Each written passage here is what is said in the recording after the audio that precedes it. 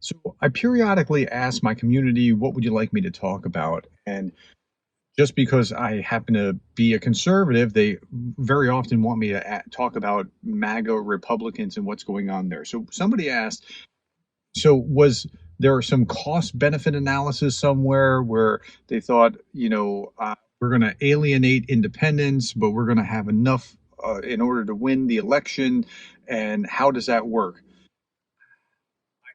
Think, and I could be wrong, this is just my one opinion. I'm not MAGA Trump kind of Republican. I'm the old guard, what was Republican before Trump. And so my read is a little bit different.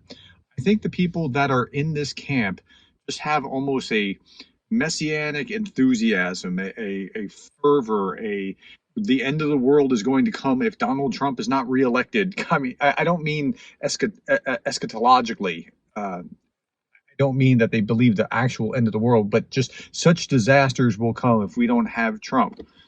I don't believe that that's the case, that if Trump's not elected, it'll just be a terrible disaster. I do believe that I won't see a lot of my preferred Republican positions move forward. I mean, duh, that's the way that kind of thing works. But these people really believe it, and with an intensity that would make your hair curl. Now, they're not worried so much about the independents. They're worried about winning the primary. And then after winning the primary, going on and just because. And so part of this is that they can only see but so far. I'm sure there are some pollsters somewhere that are going, you know what, this is not a good idea. But there are polls that keep coming out that show in a head-to-head contest that Trump beats Biden. And this is not me advocating for Trump. This comes out pretty regularly that you'll see this kind of thing. But again, from where we are to November is a long time away. So I wouldn't worry about that. On the other side of the aisle, um, the intensity for Biden does not appear to be there. The intensity to be against Trump might be there, and that'll bring the numbers back up.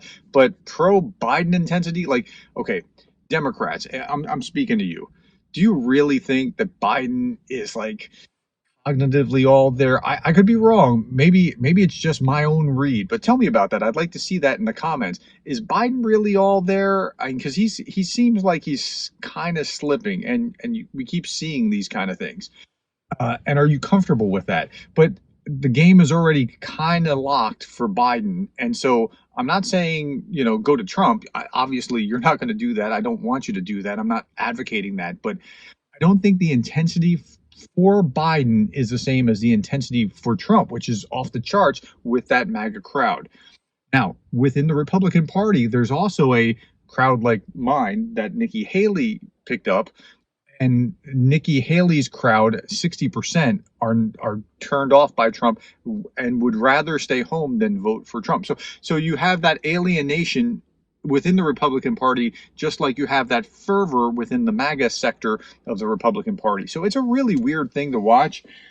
I don't think that they're thinking beyond the primary. I think Trump can get the primary. After that, what happens is going to be a wild card, and I he just keeps defying gravity. Things that you would think would just take him out don't take him out, and it seems like that article that I talked about in class that I put up a few weeks ago, like a week or two ago. I think there's something to that. There you have the dark side of this charismatic leadership coupled with populism, and it fuels him to be the more aggressive, the more like mean or jabbing he is, the more his base likes him, because that MAGA base wants him to punch the system because they can't. That's really where these people tend to be for the most part. Not all of them, but for the most part. And so I don't think they're seeing. You can't analyze MAGA in light of what you knew about politics before. It just doesn't work. Okay, I hope that helped you understand what was going on with the MAGA Republicans.